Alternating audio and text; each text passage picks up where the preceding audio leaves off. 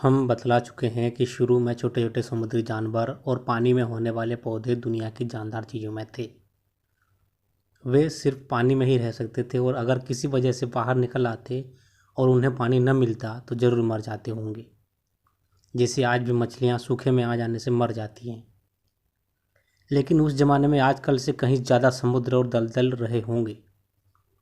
वे मछलियाँ और दूसरे पानी के जानवर जिनकी खाल जरा चिमड़ी थी, सूखी ज़मीन पर दूसरों से कुछ देर ज़्यादा रह सकते थे, क्योंकि उन्हें सूखने में देर लगती थी। इसलिए नर्म मछलियाँ और उन्हीं की तरह के दूसरे जानवर धीरे धीरे कम होते गए, क्योंकि सूखी ज़मीन पर जिंदा रहना उनके लिए मुश्किल था और जिनकी खाल ज़्यादा सख्त थी वे बढ़ते गए। सोचो कितनी अजीब बात है। इसका ये मतलब है कि जानवर धीरे धीरे अपने को आसपास की चीज़ों के अनुकूल बना लेते हैं। तुमने लंदन के अजायब घर में देखा था कि जाड़ों में और ठंडे देशों में जहाँ बहुतायत से बर्फ़ गिरती है, चिड़ियाँ और जानवर बर्फ़ की तरह सफ़ेद हो जाते हैं।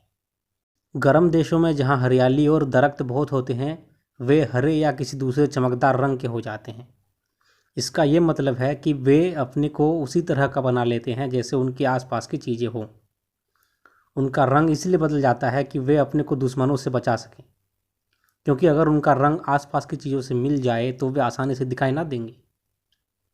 सर्द मुल्कों में उनकी खाल पर बाल निकल आते हैं जिससे वे गर्म रह सकें।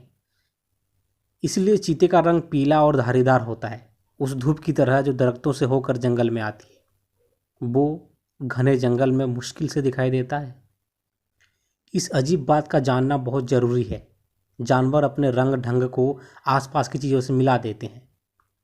ये बात नहीं है कि जानवर अपने को बदलने की कोशिश करते हों, लेकिन जो अपने को बदल कर आसपास की चीज़ों से मिला देते हैं उनको ज़िंदा रहना ज़्यादा आसान हो जाता है। उनकी तादाद बढ़ने लगती है, दूसरों की नहीं बढ़ती। इससे बहुत सी बातें समझ में आ जाती हैं।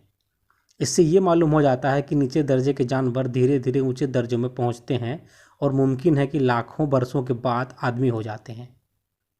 हम ये तब्दीलियां जो हमारे चारों तरफ होती रहती हैं देख नहीं सकती, क्योंकि वे बहुत धीरे धीरे होती हैं और हमारी ज़िंदगी कम होती है।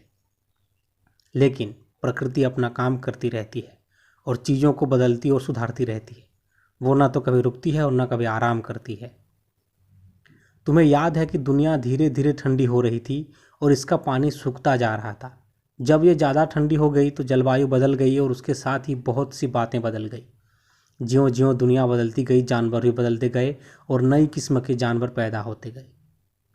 पहले नीचे दर्जे के दरियाई जानवर पैदा हुए, फिर ज़्यादा ऊंचे दर्जे के। इसके बाद जब सूखी ज़मीन ज़्यादा हो गई तो ऐसे जानवर पैदा हुए जो पानी और ज़मीन दोनों पर ही रह सकते हैं, जैसे मगर या मेढक। इसके बाद वे जानवर पैदा हुए जो सिर्फ ज़मीन पर रह सकते हैं और तब हवा में उड़ने वाली चिड़ियाँ आई। मैंने मेढक का जिक्र किया है। इस अजीब जानवर की ज़िंदगी से बड़ी मज़े की बात मालूम होती है। साफ समझ में आ जाता है कि दरियाई जानवर बदलते बदलते क्यों कर ज़मीन के जानवर बन गए। मेढक पहले मछली होता है, लेकिन बाद में वो खुश्की का जानवर हो जाता है और दूसरे खुश्की के जानवरों की तरह फेफड़े से सांस लेता है। उस पुराने ज़माने में जब खुश्की के जानवर पैदा हुए, बड़े बड़े जंगल थे। ज़मीन सारी की सारी झावर रही होगी, उस पर घने जंगल होंगे। आगे चलकर ये चट्टान और मिट्टी के बोझ से ऐसे दब गए कि वे धीरे धीरे कोयला बन गए। तुम्हें मालूम है, कोयला गहरी खानों से निकलता है।